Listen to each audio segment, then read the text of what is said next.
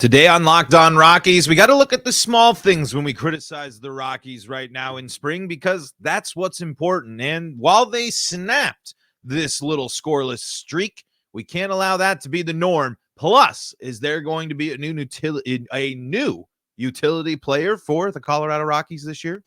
You are Locked On Rockies, your daily Colorado Rockies podcast, part of the Locked On Podcast Network, your team every day.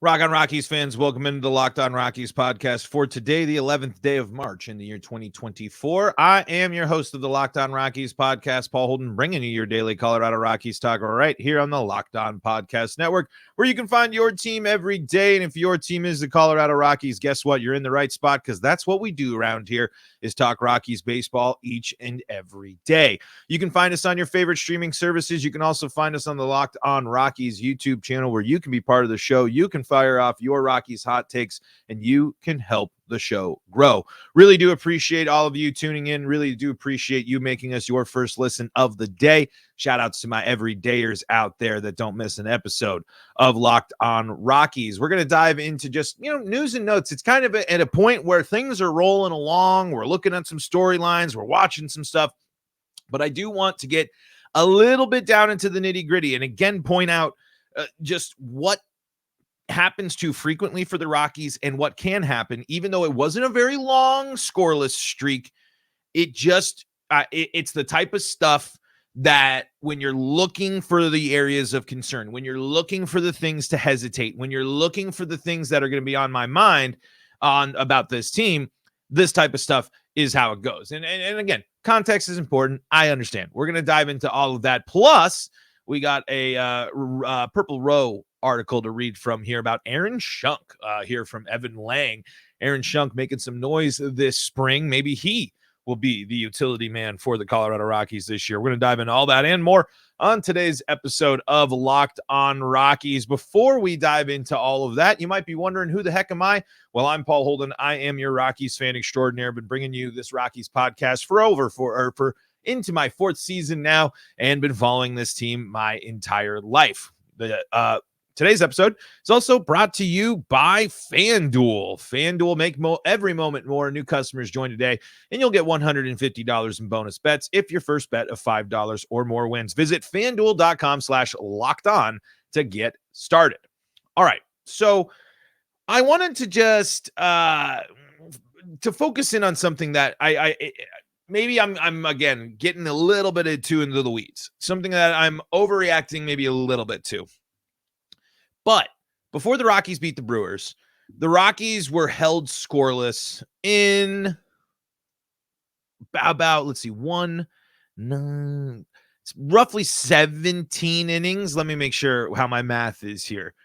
I think it's 16 innings, actually. The Rockies were held scoreless for 16 innings in a row. The last inning against the Angels, shut out by the Cubs, and then shut out against the Brewers up until the 6th, where the Rockies did, in fact, win that game. An important note. But when I see that type of stuff, that's when my warning signs go off. That's when I start getting a little bit worried about the trends, about skids, about the Rockies' ability to break up those skids. And again, it wasn't even 2 full games of baseball that were played here, but almost.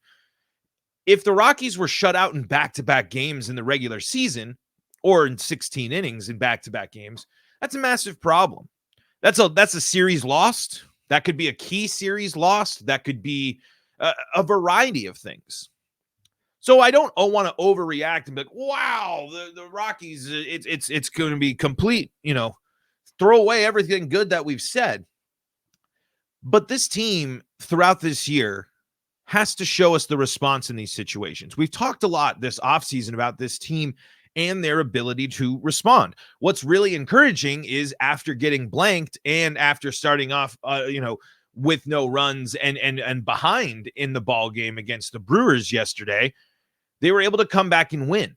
they were able to not only get the hits and the offense needed to go, but they were able to get the defense to back it up. They were able to go and get some timely hitting and continue to be to do damage that way, and to be a team that's they're not dead in the water. There's just been there were so many times that it just feels like the Rockies were kind of dead in the water. The pulse was low, and that you weren't overly confident in their ability to respond and rebound. So small sample size, sure, but I like that follow-up. I like that was the result there, because as we're getting each day closer to the regular season, these moments matter for the Rockies. The Rockies cannot afford to stumble out of the gate. If they want to be relevant this season, if that's really truly their focus, their mindset, and their goal that they really think that they can get, they got to come out the gate swinging. And you can't afford, with the early schedule the Rockies have, to go on a 16-inning scoreless streak. Again, this is spring. I get it. I understand. But it's just, we know how bad trends can be for the Rockies. Just look at the last few years when you look at the things that they struggle. Strike out a lot. There's the strikeout trends. There's the losing on the road trends. There's all these things. And the Rockies are not usually able to really break them up. And they, especially last year, losing streak, break it up. But then it's, they lose 3 of 4, something like that, where the long stretches of loss or underproduction were not broken up enough, were not responded to enough. Things didn't change enough for the Rockies. So, like we said, it's the time of the spring where we look, and you have to raise some of those concerns. It's just like when we were talking last week. The Rockies are scoring a lot of runs, but the Rockies are giving up a lot of runs as well. Remember, I told you, the Rockies now, before playing the Brewers, that was the first game the Rockies had played, that game against the Brewers, in nearly a week, where the Rockies didn't give up 5 or more runs. And so if you are at a point in the season where you're giving up a ton of runs and you aren't scoring a lot of runs, I don't think I need to break down that math very much to tell you that that is a recipe for disaster. That is something where the Rockies are really going to struggle with and be in and get themselves out of the equation fast. You can't really go through those type of stretches in the regular season. I understand. It is spring training. I know all the nuance there, but that's the type of stuff we have to start looking at right now. That's the type of trends. Because everyone's saying pitching, we're worried about the pitching, and you sit there and you raise your eyebrows and you're enthused by some stuff that you see by the Rockies this spring, but we can't shy away from and let those things overshadow some of these glaring issues. Like I said, a lot of runs given up, 16 innings without scoring. Those types of things have plagued the Rockies in the past, and we have to see if this team, a young team, can respond and react to those in the regular season. Spring, it's a different story. Who knows? Every day is a different day. Every inning is a different lineup. It's a different story. But when it's important to look at those storylines. It's important to factor that in, especially as we're getting into this point in the spring and figuring out what we want, or we're getting a clearer picture of this team. Because, for example, that game against the Cubs featured a lot of non-starters and some people that are fighting for performance, but it's an 0 for 3 day for Montero. It's an 0 for 3 day for Ryan McMahon.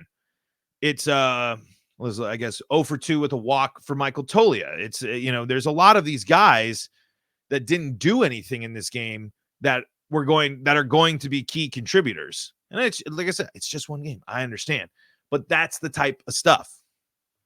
Those are storylines you can't ignore. Go into the game against the Brewers, for example, here.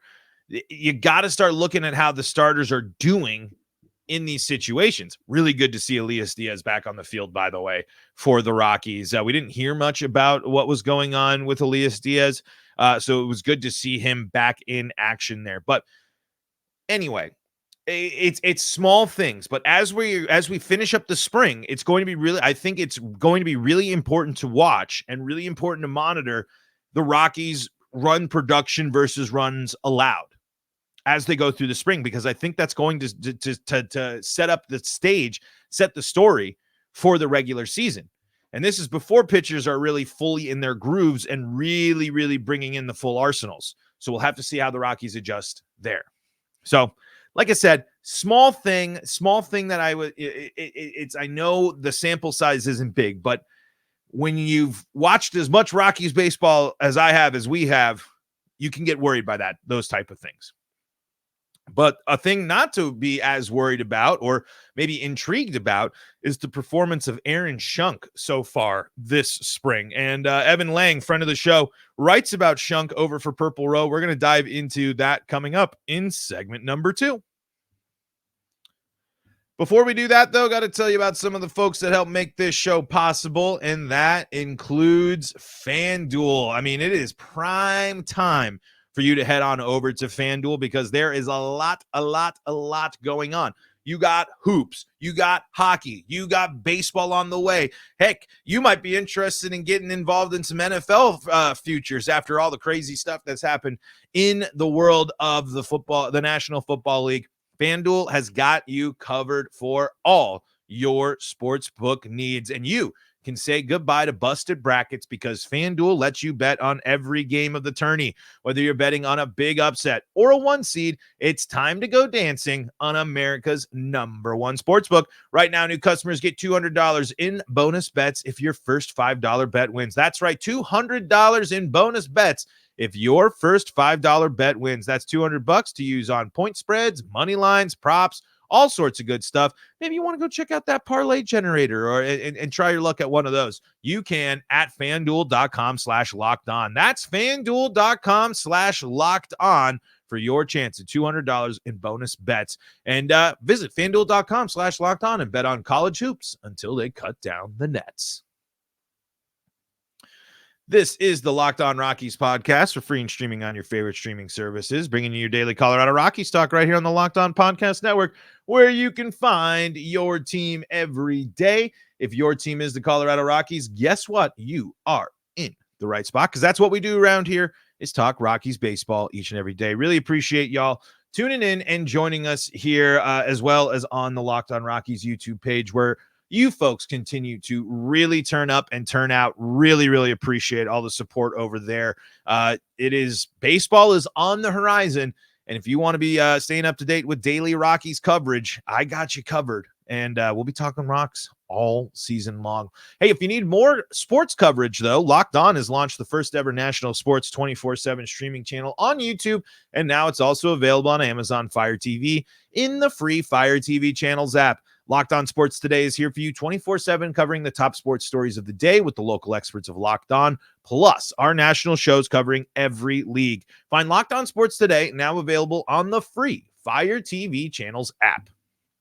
All right, so we were just talking about my little small worries of the worrisome trend that I saw from the Rockies in a scoreless streak and some of the stuff that I continue to be a little nervous about for the Rockies as we look ahead towards the regular season, but wanted to talk about a player who we haven't really talked much at all about. And I know Evan's been really excited about this player, writing about him before, and has been following him all spring here. And we're going to read from Aaron Schunk, is interviewing for the utility role this spring by Evan Lang, friend of the show. Let's read here. When it came to the utility man spot for the 2024 Rockies, I positioned that what word? Why am I struggling on this word? Anyway, basically, Evan was saying, I said it was Alan Trejo's to lose, although he's outrighted off the roster this offseason once German Marquez heads to the 60-day IL. There will be a 40-man spot for him to claim. Behind Trejo, I consider prospect Julio Correas a dark horse for the roster spot, thanks to a strong winter and having been placed on the 40-man roster as protection from the 2022 Rule 5 draft. Trejo is still most likely the candidate for the position with his big league experience and a strong spring so far. That includes him going 7 for 21, a double, a home run, 5-run RBI, and just 1 strikeout and 2 walks. But here's where Schunk comes in. And here's Evan provides a little background here for Shunk. Shunk has shown improvement in each season of his minor league career, culminating in a very strong season with the Isotopes in 2023. He hit 290, 350, 461 with 24 doubles, 6 triples, and 14 home runs with the Topes, while also driving in 77 runs. He also put his underrated speed to good use with 12 stolen bases. Having made various mechanical adjustments during his minor league journey, Shunk can continue to develop as a hitter. While there is still a swing and miss component to his at-bat, he has quick hands, great bat speed, and the ability to hit the ball for power. Shunk is hitting quite well so far this spring. In 20 plate appearances, he's gone 7 for 18, 2 doubles, 5 RBI, and he's stolen 2 bases on 3 attempts. I actually really like the idea of utility competition. And I actually think Alan Trejo is a fine utility player. I like the versatility that Alan Trejo brings. I like the experience. Alan Trejo during the World Baseball Classic was able to come up into some big situations and is having a strong spring. I really don't think there's, I got nothing. I got no qualms really against the role that Alan Trejo plays for the Rockies. But I don't like the fact, what I really like about this Rockies team is the competition throughout multiple levels of the organization, the competition for players that, might think that they kind of got a guaranteed in or, pretty much a slam dunk. And especially when it comes to the utility role where playing time is already limited in that capacity. So I think that it for both of these players, I think the benefits could outweigh, the negatives where Alan Trejo's in a situation where, hey, we know what you can do, Alan. We're confident, but can you impress? Can you take a step forward? Can you do a little bit more than just the 1 year younger, but just the Shunks of the world to make you just raise your eyebrow a little bit, to just make you sit there and say, well, there's something interesting. I mean, especially when you're considering some potential more power there. How much is power going to be a factor for the Rockies when it comes to offensive evaluation? How much power? I mean, I think that hitting for power is going to always be something the Rockies want. And Alan Trejo can hit doubles and stuff, has left the yard a couple of times, certainly, but you don't think power for Alan Trejo. So if your utility guy can play, wherever he needs to play, he's a little speedy and he's got some thump, is that more enticing?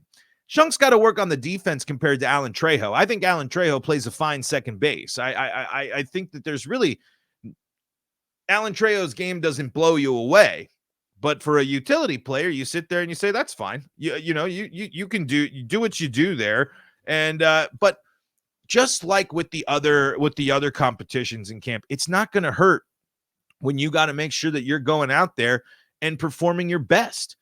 It's not going to be a bad thing that the Rockies have 2 guys fighting for already scarce playing time, because then they're going to know that they got to make sure they're making the adjustments and being the best versions of themselves. I think that it's important that the Rockies have competition across the board. It should be good that these players are being challenged on this team. It's good that the status quo of the Rockies is being shaken up a little bit by these young guys. It happened in the beginning during last year, and it's happening in the spring, and it should happen through the year. There has to be serious conversations within the Rockies organization and with the Rockies coaching to go with exciting young guys if that's the case. And I know Alan Trejo and Aaron Shunk aren't necessarily the oldest guys, but it all factors into that. You need to make sure that you're giving the guys opportunities to shine. And that means you're going to have to be willing to pull out, to jump ship. If that means you're going to have to make the utility player shift in this situation, or trade deadline time. Like, this all can circle back to, what do you need from your starters to guarantee that they have a safe spot, that they have earned their spot? And realistically, there are a few players on this roster that have cemented and earned their spot. And utility player is one of those ones that is certainly not cemented. And if there's anything, I mean, and this competition inspires both of these players to get better, and both of them are already having good springs, that's a good sign for the bench depth of the Rockies. You're not going to be able to always find a spot for both of these players. It's going to be kind of, and that utility player is a tough one, especially when you're considering you got to find room for all these other guys. But I wonder if it could set the stage. I wonder if it could, if the Rockies, how close attention the Rockies are paying to this competition, and how much it'll be just, between these guys, and how much that may influence other competitions in camp. Just the approach, the process, not how it's actually directly going to impact those, because I don't know how much, Shunk can play the other positions, and so can Trejo. I don't know how much it'll, change the right field battle or the DH battle, for example. But I'm saying at least the mindset, the approach that the Rockies coaches and front office are taking to that talent evaluation. So I like the promise. I just like that you keep hearing some of these guys that were really looking to make some noise this spring have been making some noise, and Aaron Shunk is one of those guys. So go read more there from Purple Row, the piece on Aaron Shunk. It was right there on the homepage. Friend of the show, Evan Lang. He's been talking up Aaron Shunk there for a bit. I believe he even previewed that before one of our earliest season previews that we did this offseason. I think Evan was talking about Shunk being an interesting option for the Rockies in the utility spot. So, well, there you go. We'll see what happens. We'll see. Like I said, I think the competition in camps help especially this year, are helping the Rockies forge that identity and help those Rockies veterans, resharpen their game and retool and get themselves ready to rock. And those young guys are really hungry to make some noise. So we'll see. All right, folks, let's do a little opening day starter speculation and look also what else is going on with the Rockies as their spring training game against the White Sox is underway. Unfortunately, not a lot of coverage today, so we'll see what happens there. But folks, we'll be right back here on for segment number 3 of today's episode of Locked On Rockies. Before we do that, though, got to tell you about some of the folks that help make this show possible, and that includes Amazon Fire TV.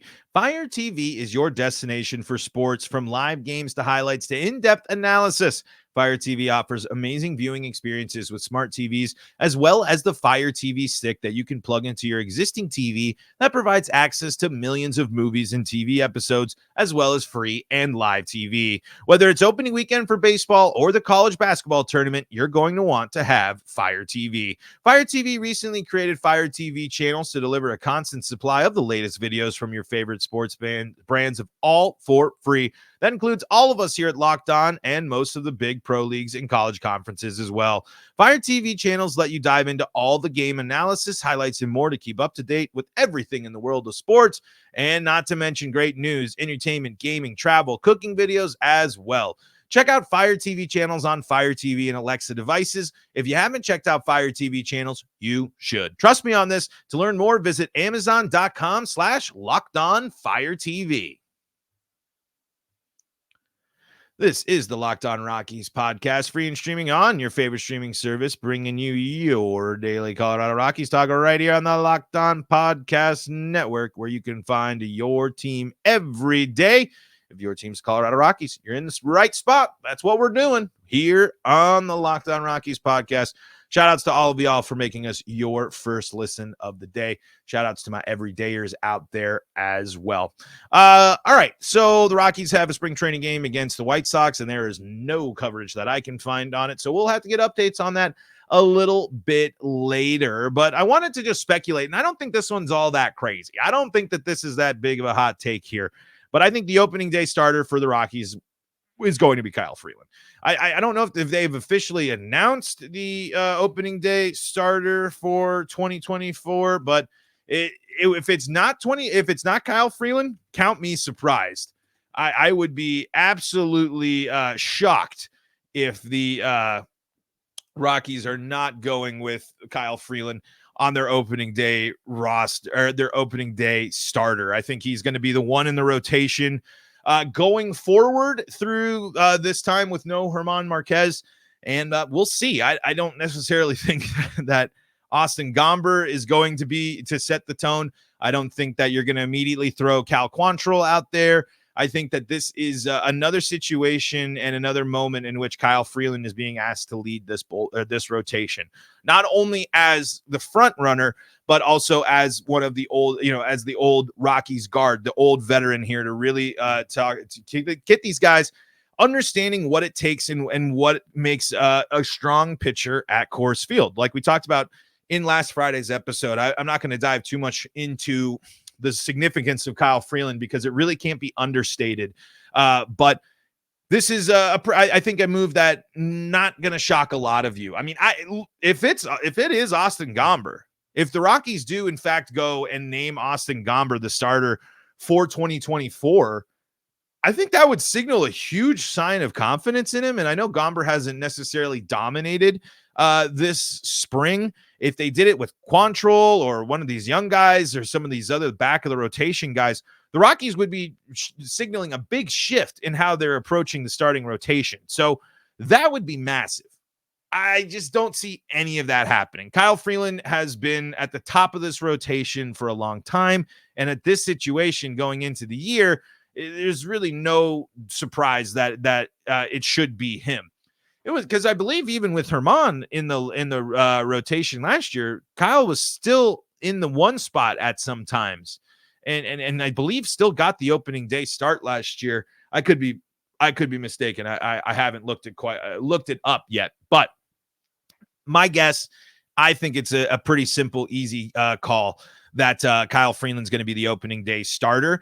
And we'll talk a little bit more about opening day lineup. We've kind of projected what it's going to be. And I don't think necessarily things are going to change too much other than potentially this Aaron Schunk, Alan Trejo fight for the utility man position. I really do think that could be something that's interesting to watch through the rest of camp.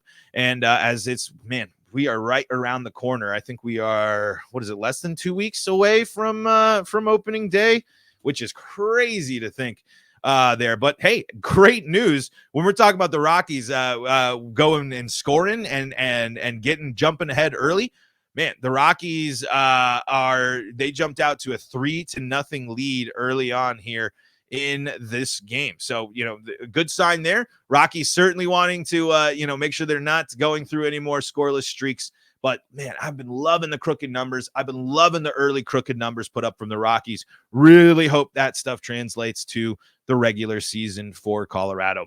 We'll have to just wait and see, and we'll have to see who really does become the opening day starter, as the Rockies haven't announced that yet, and spring training still very much underway. We'll be following all the Rockies action and more, keeping you up to date right here on the Locked On Rockies podcast. That's going to do it for today's episode. Thank you so much for joining us and making us your first listen of the day. I know the schedule has been weird lately, but hey, sometimes that's what I got to do, unfortunately, with the day job. But we'll be keeping you up to date with all things Rockies baseball right here on your favorite streaming services and on the Locked On Rockies YouTube page. So make sure that you're subscribing, checking us out over there. Hey, for your second listen of the day, go check out Locked On MLB. They got you covered with all things baseball. And if you need more Colorado sports coverage, Locked On Broncos, Locked On Avalanche, Locked On Nuggets, and Locked On Buffs got you covered here as well. Until next time, I'm Paul Holden saying so long from the Locked On Rockies podcast.